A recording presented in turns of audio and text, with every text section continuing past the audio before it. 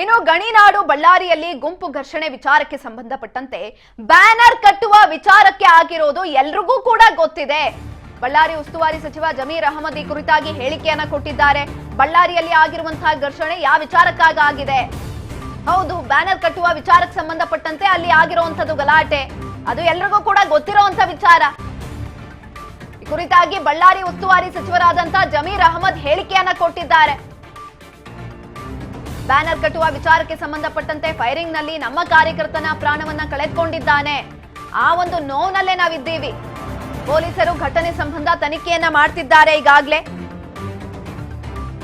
ಯಾರು ತಪ್ಪು ಮಾಡಿದ್ದಾರೆ ಕಾನೂನು ಪ್ರಕಾರ ಕ್ರಮವನ್ನ ಕೈಗೊಳ್ತಾರೆ. ನಾನು ಡಿಜಿಪಿ, ಇಂಟೆಲ್ ಐಜಿ, ಸಿಎಂಗೆ ಮಾಹಿತಿಯನ್ನ ಕೂಡ ಕೊಟ್ಟಿದ್ದೇನೆ, ನೀಡಿದ್ದೇನೆ. ಮುಖ್ಯಮಂತ್ರಿಗಳು ಕೂಡ ಸಿಟ್ಟನ್ನ ಮಾಡ್ಕೊಂಡಿದ್ದಾರೆ. ವಿಚಾರಕ್ಕೆ ಸಂಬಂಧಪಟ್ಟಂತೆ ಸಣ್ಣ ಘಟನೆ ಇಷ್ಟು ದೊಡ್ಡದು ಯಾಕೆ ಆಗ್ತಾ ಇದೆ ಅಂತ ಕೂಡ ಕೇಳಿದ್ದಾರೆ. ಎಲ್ರಿಗೂ ಕೂಡ ಗೊತ್ತಿರೋ ವಿಚಾರ, ಯಾಕಾಯ್ತು ಬಳ್ಳಾರಿಯಲ್ಲಿ ಗಲಾಟೆ ಅನ್ನೋದು. ಬಳ್ಳಾರಿ ಉಸ್ತುವಾರಿ ಸಚಿವ ಜಮೀರ್ ಅಹಮದ್ ಹೇಳಿಕೆಯನ್ನ ಕೂಡ ಕೊಟ್ಟಿದ್ದಾರೆ ಇದೇ ವಿಚಾರಕ್ಕೆ ಸಂಬಂಧಪಟ್ಟಂತೆ. ಜೊತೆಯಲ್ಲಿ ಫೈರಿಂಗ್ ನಲ್ಲಿ ನಮ್ಮ ಕಾರ್ಯಕರ್ತನ ಪ್ರಾಣ ಹೋಗಿದೆ, ಕಳೆದುಕೊಂಡಿದ್ದಾನೆ. ರಾಜಶೇಖರ್ ಅನ್ನುವಂತಹ ಕಾರ್ಯಕರ್ತ ಇದೀಗ ಮೃತಪಟ್ಟಿರುವಂತದ್ದು ಗಲಾಟೆಯಲ್ಲಿ. ಪೊಲೀಸರು ಈ ಕುರಿತಾಗಿ ತನಿಖೆಯನ್ನ ಕೂಡ ಮಾಡ್ತಿದ್ದಾರೆ. ಯಾರು ತಪ್ಪು ಮಾಡಿದ್ದಾರೆ ಕಾನೂನು ಪ್ರಕಾರ ಕ್ರಮವನ್ನ ಕೈಗೊಳ್ಳಲಾಗುತ್ತೆ. ಈ ಕುರಿತಾಗಿ ನಾನು ಈಗಾಗಲೇ ಡಿಜಿಪಿಗಾಗಿರ್ಬೋದು, ಇಂಟೆಲ್ ಐಜಿ, ಸಿಎಂಗಾಗಿರ್ಬೋದು ಮಾಹಿತಿಯನ್ನ ಕೂಡ ಕೊಟ್ಟಿದ್ದೇನೆ.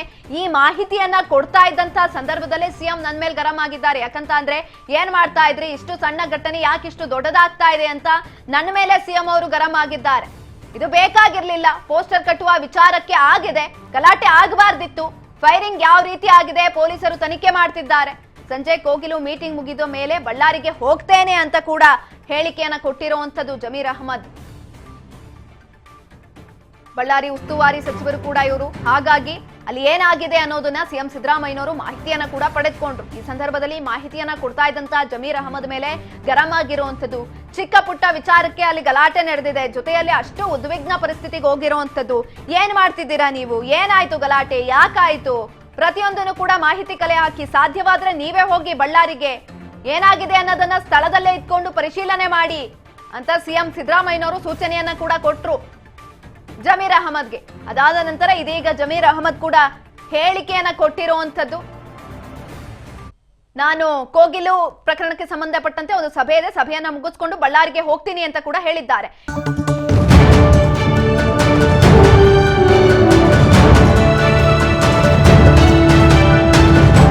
ರಾಜ್ ನ್ಯೂಸ್ ಕನ್ನಡ.